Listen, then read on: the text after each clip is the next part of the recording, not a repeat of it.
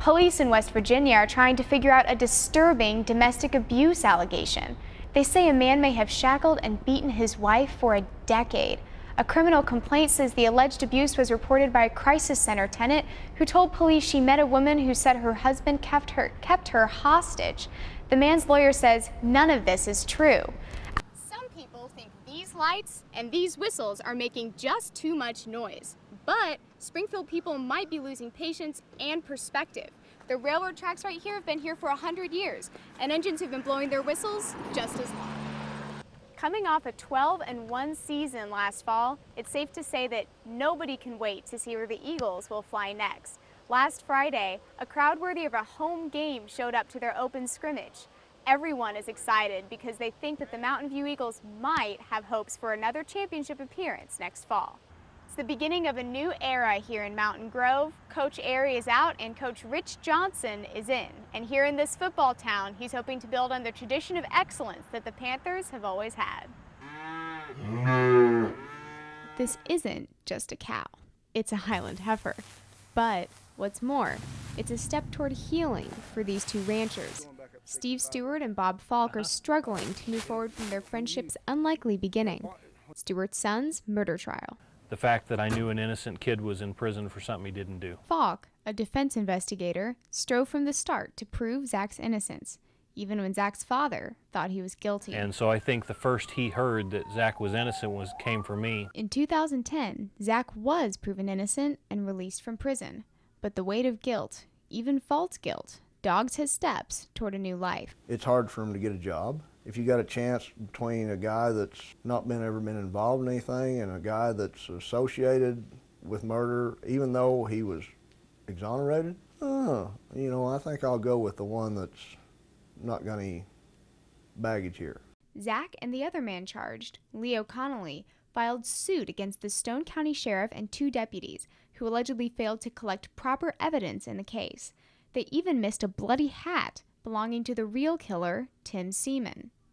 Astonished. Yeah, I couldn't believe that things like this were allowed to go on. For Steve, the suit means justice in a case where justice has been too long in coming. Well, the investigation was flawed. The prosecution was flawed because it depended solely on the words of some snitches. And now, the men who fought together for justice are fighting to return to normal life. Now I'm buying a cat. In my mind, I just thought there's no way that this can happen. It could be as bad as everyone says that it is. It was 9:30 on a Friday night when Brittany received a phone call that would change her life. And 100 things were going through my mind. I just said Hail Marys the whole way home. She arrived home to find her worst fears had been confirmed. Her boyfriend, Travis Shanks, had passed away in a car accident. I can handle one day without him, but I can't even begin to wrap my head around the idea that I'll never see him again. Like Brittany, many families across the Ozarks are struggling to imagine life without a loved one. Car accidents are taking more lives than ever. Traffic fatalities have increased 53% from this time last year. I have no idea what the outcome would have been had he had a seatbelt on, but in the back of my mind, that is one thing I've thought about for sure. For her, neglecting to wear a seatbelt means life without the adopted father of her 2 kids.